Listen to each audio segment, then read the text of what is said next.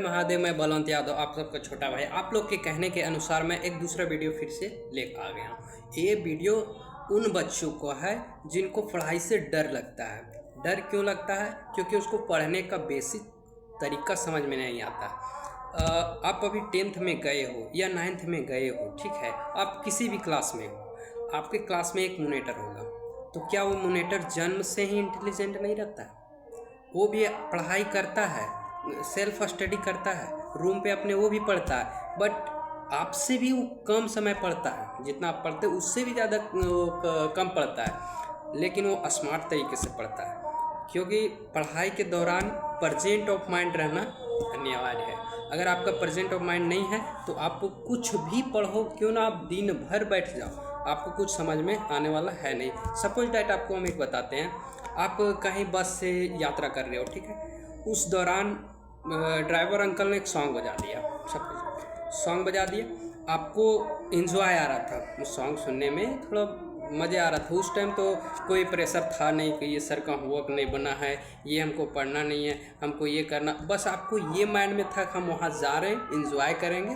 तो इंजॉय के टाइम में सॉन्ग उसी दौरान बज गया, आपका प्रेजेंट ऑफ माइंड था, तो आपके माइंड में वो सॉन्ग चला गया, तो आप हमेशा गुनगुनाते रहते रह गए। ठीक उसी तरह से आप क्लास में प्रेजेंट ऑफ माइंड बना के रखिए। आपका भी उस सॉन्ग की तरह ये टॉपिक जो बताने वाले हैं वो आपके माइंड में रिपीट होगा, ठीक है। एक सेकेंड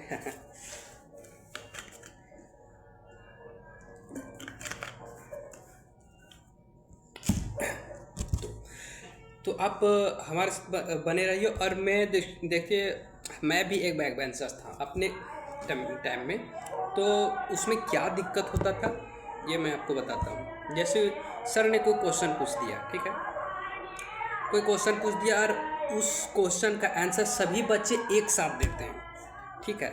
तो उन्होंने कोई क्वेश्चन कर दिया, लास्ट में कहता है कहलाता है या पदार्थ कहलाता है, धातु कहलाता है। तो जो बच्चों को नहीं आता था ना, बैक बेंचर्स, मैं खुद करता था ऐसा, नहीं आता था, लास्ट में केवल 2 वर्ड ही बोलते थे, कहलाता है, जोर से। टीचर को भी लगा कि हाँ ये बच्चा बोल रहा है, इसको समझ में आ रहा है, बस फट से हमी को स्टैंड अप कर दिया था। हमको कुछ पता है नहीं, और वो टीचर भी उतना ही, टीचर को पता रहता है ना कि कौन बच्चा क्या कितना पढ़ता नहीं पढ़ता। हम तो वैसा ही पढ़ते नहीं थे, तो स्टैंड अप कर दिया हो जाते थे। और जब हमको क्वेश्चन पूछा जाता था तो हम आंसर तो दे नहीं पाते, क्योंकि हमको पता है था नहीं। तो उस समय हमको क्या इंसल्ट हो जाते थे, ठीक है, इंसल्ट हो जाते तो उसी टाइम से हम सोचे, ठीक है, कि जो मॉनिटर है उसके पास दूसरे दिन से उसके पास हम बैठने लगे, उसका देखें हैंड राइटिंग, उसका पढ़ने का तौर तरीका, उसका नोट्स, ये सब हम देखना स्टार्ट किए।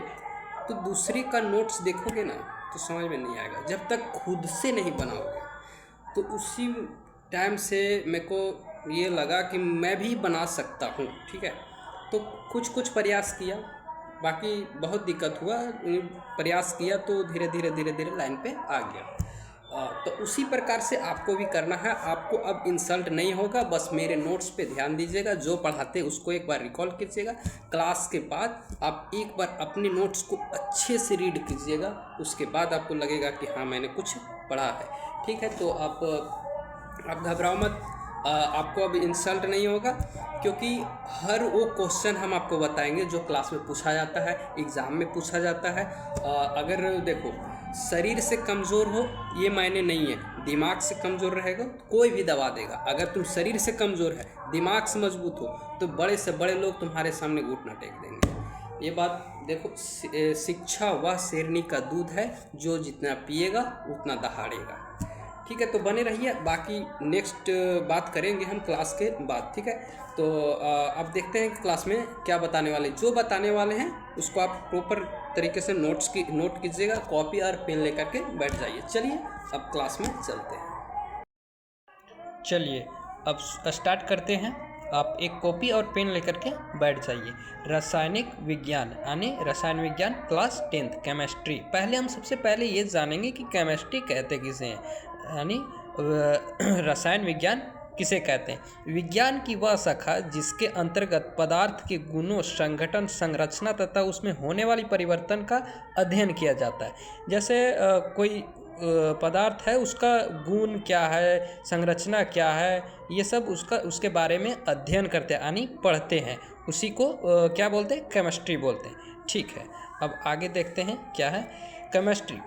ठीक है, पदार्थ एवं उनकी प्रकृति देखते हैं। पदार्थ होता है, अब पदार्थ किसे कहते हैं, उनके क्या प्रकृति होती है, ये सब कुछ आगे देखेंगे। बाकी एक एक बात को आप ध्यान से देखिए और सुनिए और समझिए। ठीक है, प्रेजेंट ऑफ माइंड आप बनाए रखिए। ठीक है, देखिए पदार्थ जिसको इंग्लिश में कहते हैं मैटर वो नहीं जो आप लड़ाई झगड़ा करते हो, वो नहीं।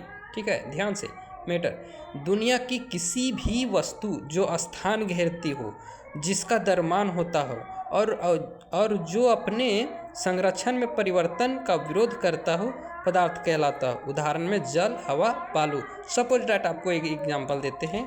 एक है ये इंजेक्शन। ठीक है, इसका ये अपना स्थान घेरता है, कुछ तो द्रव्यमान है, इसे क्या तो ये क्या हुआ? एक पदार्थ कहलाया। ठीक है, ये देखिए नीडल, सॉरी, ये एक स्थान घेर रहा है, इसका कुछ तो वजन। ठीक है, ये हो गया एक पदार्थ। ठीक है, अब आगे बात करते हैं पदार्थ का वर्गीकरण। ठीक है, ये पदार्थ कितने भागों में बांटा गया है। ठीक है, ये मेरा खुद से बनाया हुआ नोट्स है, इसको आप चाहे तो नोट्स कर सकते हो।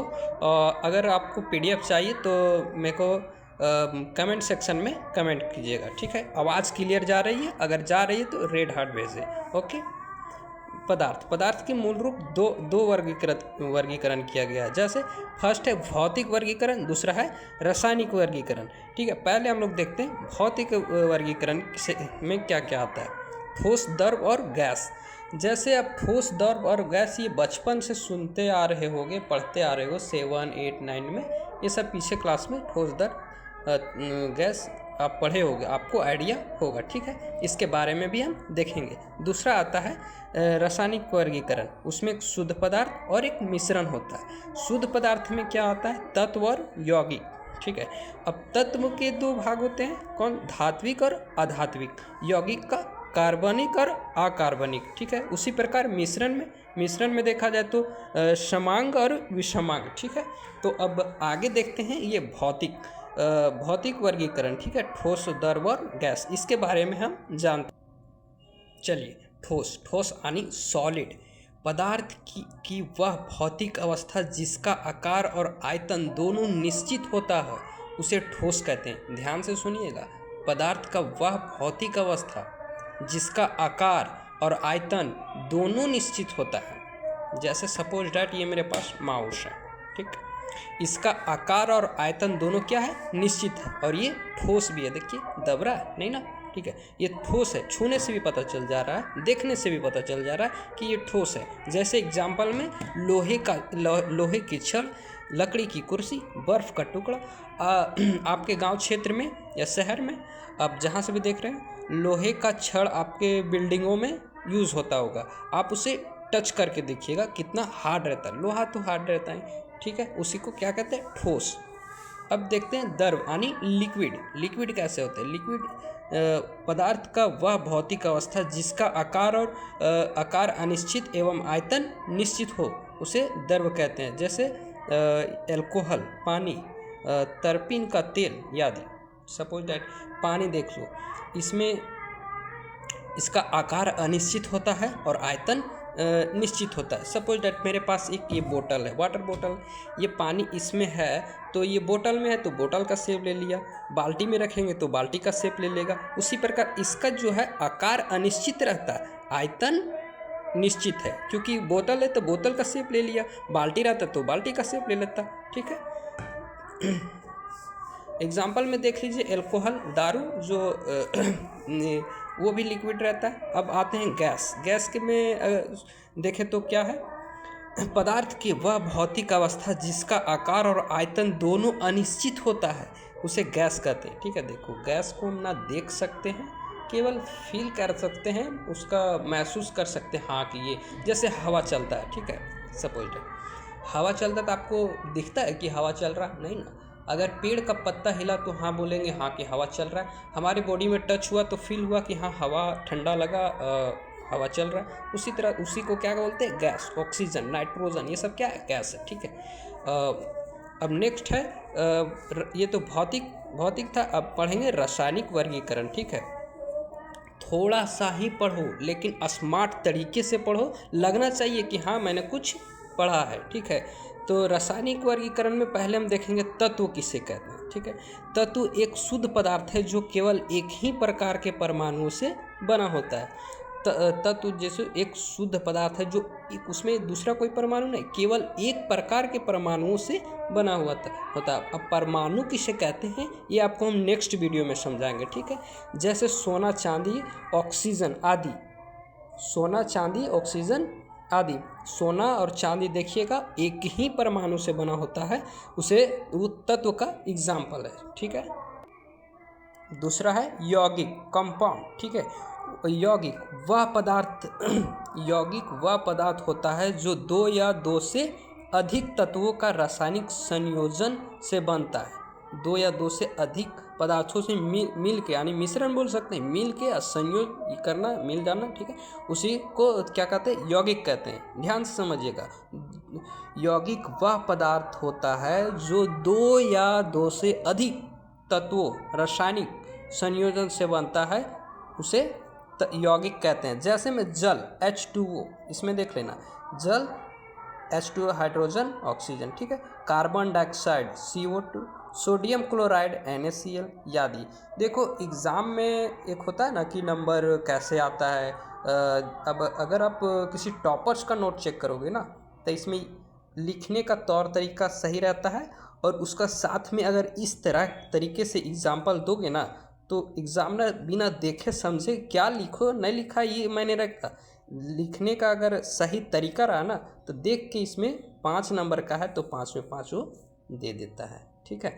तो इस तरीके से आप एग्ज़ाम में भी एग्जाम्पल दे करके कॉपी फिल कीजिएगा, ओके, ठीक है। अब देखते हैं नेक्स्ट वीडियो में, क्योंकि इसका एक और पार्ट आएगा, उसमें हम और डिटेल इसका क्या है वो बताएंगे, ठीक है। अब आज के लिए इतना ही पढ़ो, लेकिन स्मार्ट तरीके से पढ़ो, इसे एक बार रिकॉल। तो जितना हमने अभी बताया आप उसे एक बार रिकॉल करो, पढ़ो, अच्छे से ध्यान दो, ठीक है। ऐसा नहीं सोचना ये कि आज हम कम पढ़े, ये नहीं, 2 ही टॉपिक पढ़ेंगे लेकिन प्रॉपर वे से पढ़ेंगे, उसको समझ में हमको आना चाहिए, ठीक है।